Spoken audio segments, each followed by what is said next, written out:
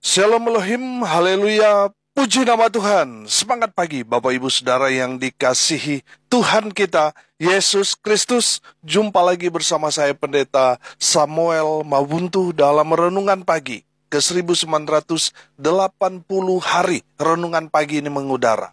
Puji Tuhan. Bapak Ibu Saudara yang dikasihi Tuhan, sebelum kita membaca, mendengarkan, dan merenungkan firman Tuhan hari ini, mari kita berdoa. Minta pimpinan Roh Kudus. Kita berdoa. Bapa di surga, berbicaralah kepada kami semua. Pakai firman Tuhan ini untuk menegur kami, menasihati kami, menguatkan kami, meneguhkan iman percaya kami. Dan pakai firman Tuhan ini untuk memberkati kami semua. Di dalam nama Tuhan Yesus yang adalah firman Allah yang hidup, kami berdoa.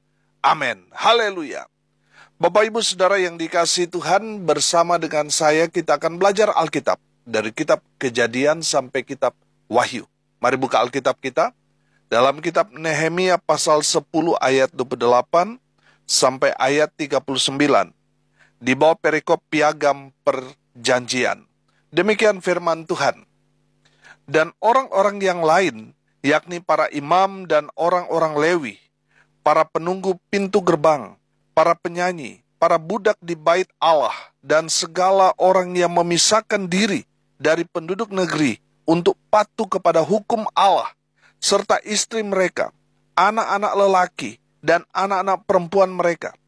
Begitu juga semua orang yang cukup dewasa untuk mengerti, menggabungkan diri dengan saudara-saudara mereka, yakni pemuka-pemuka mereka itu.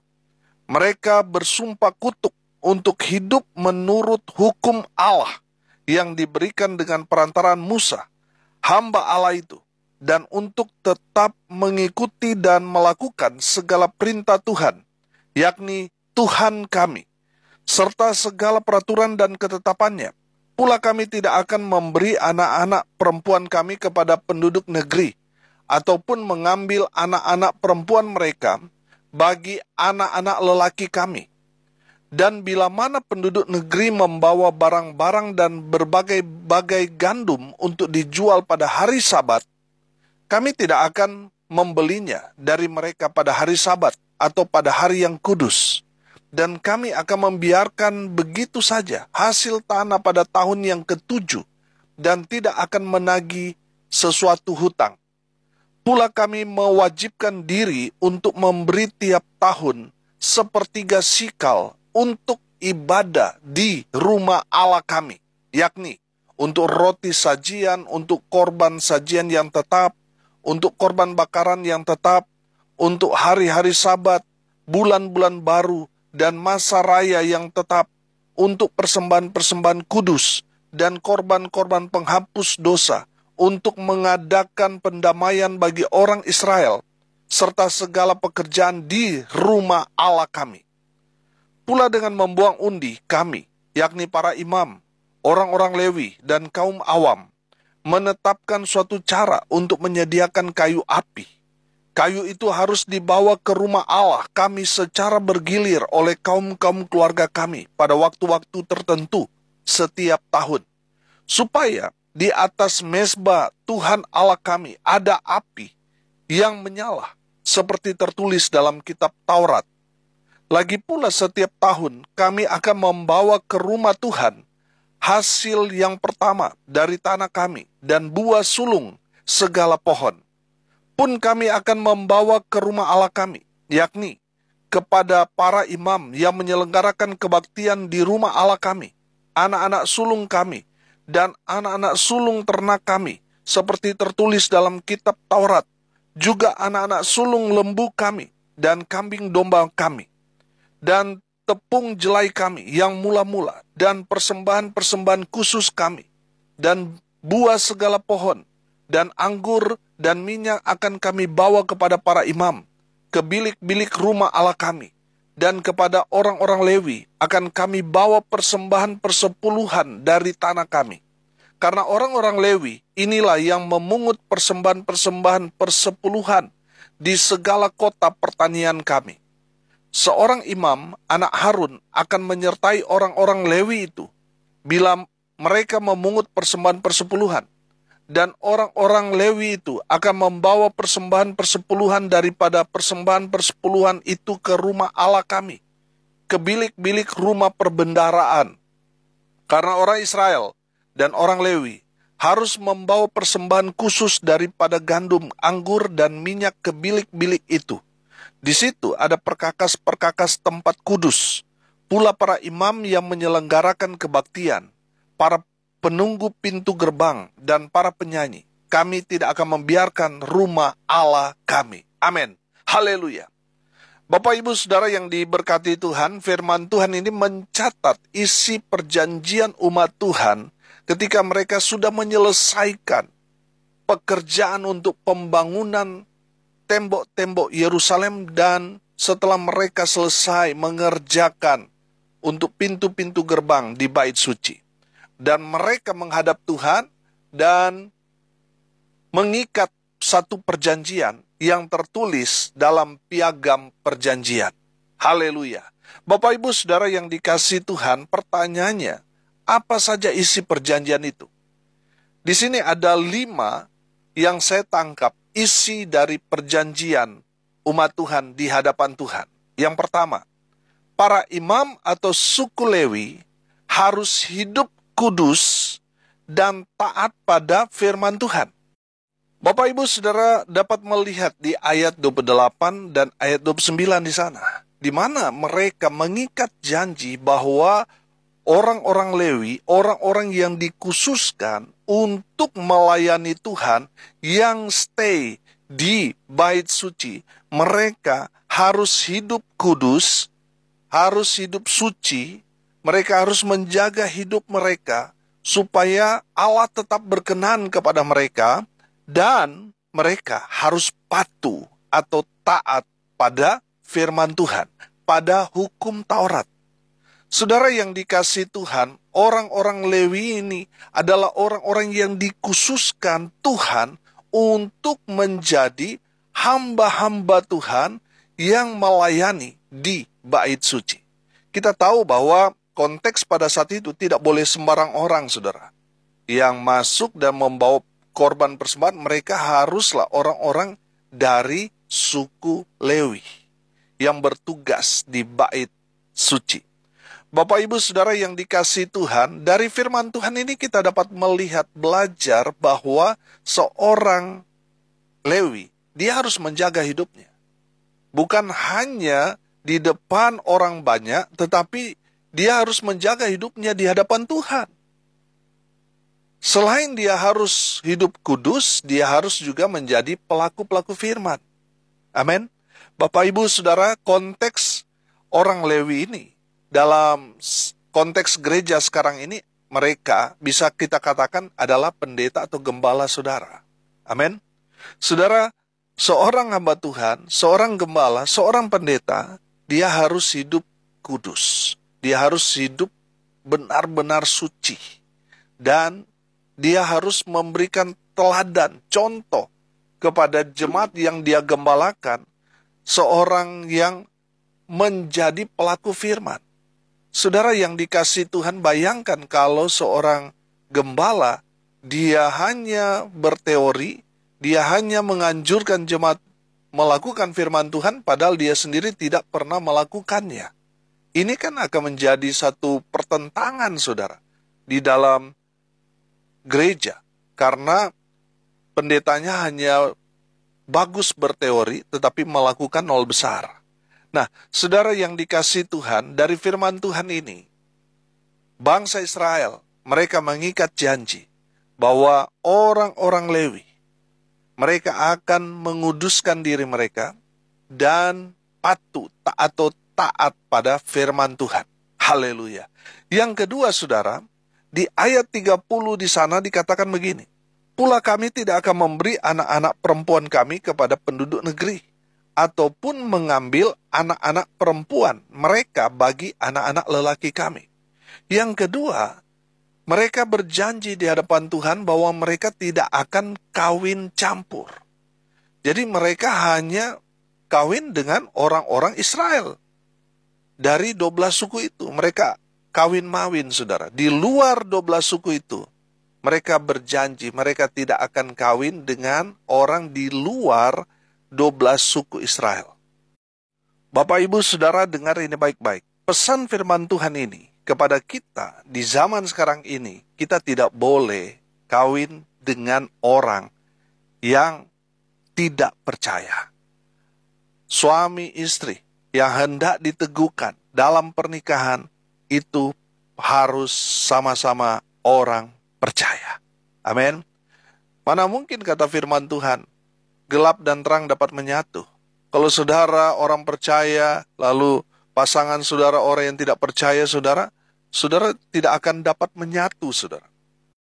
Kalaupun saudara sudah terlanjur karena saudara percaya Tuhan dan pasangan saudara ternyata dia kembali ke dalam agamanya yang semula, saudara harus bergumul. Bawa terus dalam doa. Karena saya percaya, saudara, tidak ada yang mustahil bagi Tuhan. Mungkin sekarang saat ini saudara sedang bergumul dengan pernikahan saudara. Tapi percayalah, saudara akan melihat Tuhan bekerja dengan luar biasa. Akan melawat menjamah pasangan saudara, sehingga dia dapat kembali dan seiman dengan saudara. Saudara yang dikasihi Tuhan, bangsa Israel berjanji bahwa mereka tidak akan kawin campur. Kalau kita melihat, saudara, orang-orang Israel itu muka-muka mereka mirip-mirip semua. Betul? Nah, saudara, saya kasih contoh. Misalnya orang Papua. Kalau orang Papua misalnya menikah dengan orang Papua, ya sama, saudara. Mukanya sama, ya kan? Tidak ada yang berbeda, saudara. Ketika mereka mendapat anak, ya mirip dengan mereka. Ya, tapi kalau mereka kawin campur, mereka kawin dengan orang Manado, saudara, mulai lahir generasi yang berbeda, saudara. Kulitnya putih, rambutnya keriting, atau sebaliknya, saudara. Nah, saudara yang dikasihi Tuhan, itulah kira-kira produk kawin campur, saudara. Nah, kita belajar, saudara, tadi saya katakan kalau Papua sama Papua menikah, saudara, akan menghasilkan atau generasi di bawah mereka akan sama, saudara. Nah, orang Israel itu gambarannya seperti itu. Makanya muka dan wajah mereka mirip-mirip, saudara. Karena mereka tidak kawin campur. Nah, dalam kenyataannya, orang Israel juga banyak yang kawin campur. Dan mereka lah yang menduduki daerah di Samaria. Makanya Yerusalem dan Samaria itu agak-agak sedikit bertentangan. Orang Israel dengan Samaria, saudara, sedikit-sedikit bertentangan. Karena mereka merasa bahwa orang Samaria itu walaupun mereka orang Israel, tetapi mereka bukanlah Israel yang asli. Mereka hasil produk kawin campur. Nah, saudara yang dikasihi Tuhan, janji dari umat Tuhan ini bahwa mereka tidak akan kawin campur. Anak cucu mereka menolak kawin campur. Nah, itulah isi janji yang kedua. Yang ketiga, saudara, di ayat 31 di sana, mereka mengikat janji bahwa mereka akan menguduskan hari Sabat. Mereka akan betul-betul memberi waktu atau hari untuk mereka fokus beribadah kepada Tuhan. Amin. Saudara yang dikasihi Tuhan, 7 hari Tuhan berikan kepada kita. 6 hari atau 5 hari kita bekerja, ada 1 hari yang Tuhan minta kita fokus untuk beribadah kepada Tuhan. Amin. Nah, saudara jangan sibuk mencari uang sampai saudara lupa cari Tuhan. Betul, kita butuh uang. Tetapi uang itu tidak akan dapat menyelamatkan saudara. Karena uang itu, saudara, akhirnya saudara meninggalkan Tuhan. Saudara, firman Tuhan ini mau mengajarkan kepada kita, kita harus cari Tuhan. Kita harus menspesialkan 1 hari untuk kita datang beribadah kepada Tuhan. Saya nggak bicara tentang hari ke-7 atau hari Sabtu atau hari Minggu ibadat, tapi minimal kita memberikan waktu khusus, hari yang khusus. Entah itu saudara beribadah hari Sabtu atau hari Minggu, saudara. Saya mau bicara di sini memberikan hari yang khusus untuk kita beribadah kepada Tuhan. Saudara yang dikasihi Tuhan, umat Tuhan mengikat janji bahwa mereka akan setia beribadah kepada Tuhan, memberi waktu khusus untuk mereka beribadah kepada Tuhan. Haleluya. Dan yang keempat, saudara, mereka berjanji di ayat 32 dan ayat 33 bahwa mereka akan setia memberi korban persembahan untuk Tuhan. Haleluya. Bapak Ibu Saudara, firman Tuhan dikatakan di ayat 32, pula kami mewajibkan diri. Kata wajib ya harus, saudara. Tidak boleh, tidak. Harus. Itu wajib. Nah, saudara yang dikasihi Tuhan, mereka mengikat janji bahwa mereka akan memberi sepertiga sikal untuk ibadah di rumah Allah kami. Untuk roti sajian, untuk korban sajian yang tetap, untuk korban bakaran yang tetap, untuk hari-hari Sabat, bulan-bulan baru dan masa raya yang tetap, untuk persembahan-persembahan kudus dan korban-korban penghapus dosa, untuk mengadakan pendamaian bagi orang Israel, serta segala pekerjaan di rumah Allah kami. Umat Tuhan itu berjanji bahwa umat Tuhan itu 11 suku Israel kecuali suku Lewi. 11 suku itu harus memberikan korban untuk Tuhan. Nah, saudara yang dikasihi Tuhan, ini menarik bahwa ada kerjasama di sana. 11 suku itu membawa korban dan yang mempersembahkan itu adalah suku Lewi. Jadi ada kerjasama. Artinya begini, jemaat Tuhan harus mendukung pelayanan. Dengan apa, saudara? Memberi korban persembahan. Saudara, kalau kita mengikuti perjalanan perjanjian lama itu, kita dapat menangkap pesan bahwa umat Tuhan itu ketika mereka memberikan kepada Nabi, kepada Musa, kepada Harun, itu sama artinya mereka sudah memberi kepada Tuhan. Dan para Nabi yang melayani umat Tuhan, itu sudah sama artinya mereka itu melayani Tuhan ketika mereka melayani umat. Jadi saudara yang dikasihi Tuhan, dari firman Tuhan ini kita dapat menangkap pesan yang luar biasa. Bahwa kewajiban dari umat Tuhan itu adalah membawa korban persembahan kepada Tuhan. Seperti yang sudah disepakati. Kalau kita melihat ini, ini banyak sekali, saudara.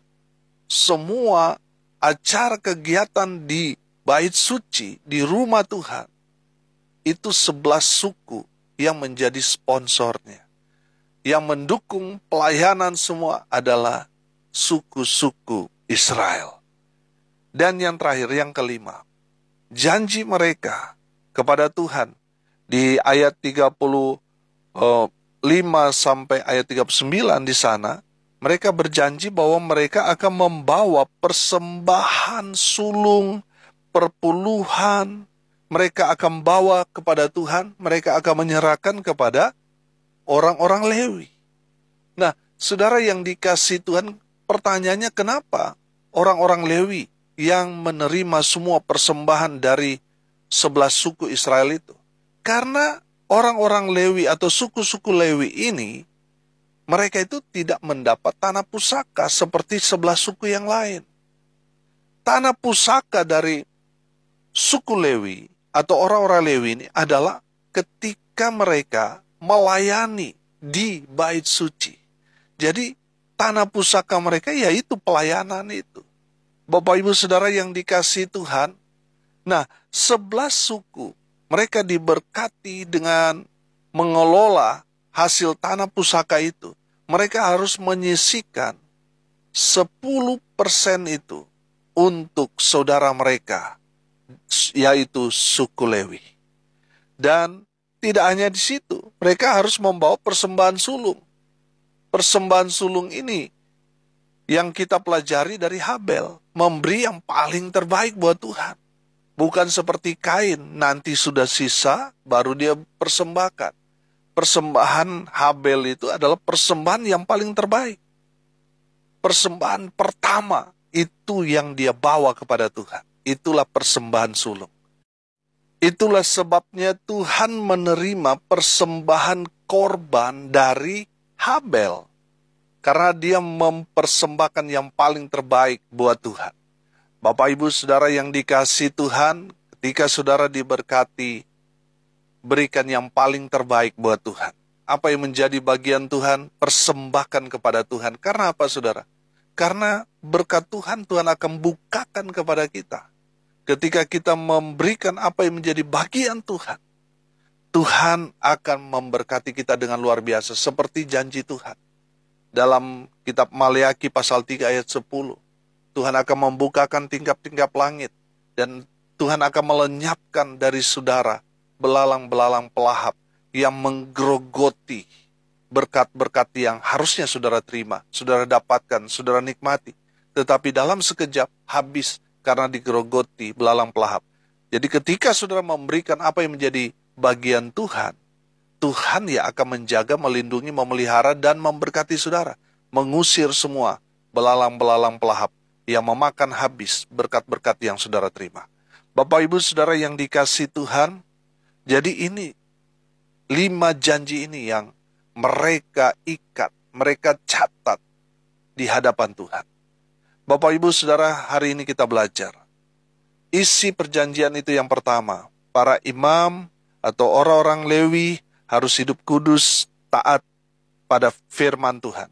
Dan yang kedua, mereka tidak akan kawin campur. Yang ketiga, mereka akan menghormati hari Sabat, atau mereka akan menspesialkan hari untuk beribadah kepada Tuhan. Yang keempat, memberi persembahan korban untuk Tuhan, untuk mendukung para hamba-hamba Tuhan. Jadi umat Tuhan punya kewajiban untuk berkorban. Yang kelima, mereka akan membawa persembahan sulung, persembahan khusus, persembahan persepuluhan.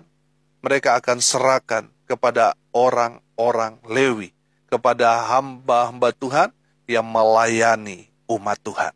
Amin. Mari kita berdoa. Terima kasih Bapa di surga atas kebenaran firman yang sangat memberkati kami. Berkati semua pendengar dimanapun mereka berada. Tuhan memberkati hidup mereka.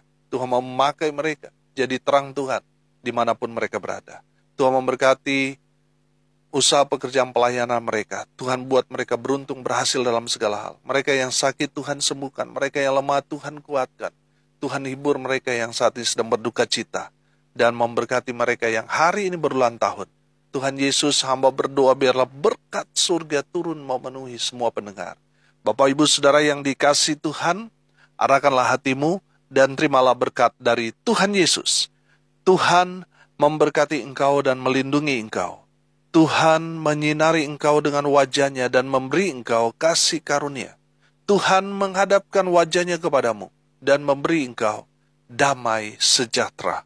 Di dalam nama Tuhan Yesus, sumber segala berkat, Bapak Ibu Saudara yang percaya, diberkati Tuhan, katakan amin. Puji Tuhan. Bapak Ibu Saudara yang dikasihi Tuhan, kalau saudara merasa diberkati melalui renungan pagi ini, bagikan juga kepada saudara-saudara yang lain supaya mereka juga diberkati. Karena untuk itulah kita dipanggil untuk jadi berkat. Haleluya. Bapak Ibu Saudara yang dikasihi Tuhan, tidak terasa 20 hari lagi kita akan masuk dalam renungan pagi hari ke-2000. 5 tahun lebih saya sharing berbagi firman Tuhan ini.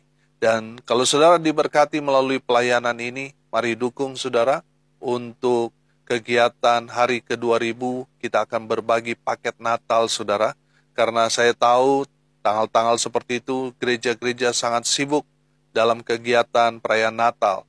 Jadi saya tidak akan buat KKR seperti biasa waktu setahun, hari ke-365, hari ke-500, hari ke-1000, hari ke-1500, dan hari ke-2000 ini kita akan bersama-sama berbagi. Saya akan bagikan paket Natal. Saudara yang dikasihi Tuhan, saudara yang mau menabur, mensukseskan acara ini, saudara bisa menabur di nomor rekening Bank BNI, di nomor rekening 1619570788 atas nama saya sendiri, Samuel Abraham A. Mawuntu. Nah, saudara yang dikasihi Tuhan, saya mengucapkan banyak terima kasih yang sudah support lewat doa, daya, dan dana. Tuhan membalas kebaikan saudara semua, taburan saudara diberkati dengan luar biasa. Salam kasih dari Bali, saya Pendeta Samuel Mawuntu. Sampai jumpa besok pagi. Tuhan Yesus memberkati. kita semua. Haleluya.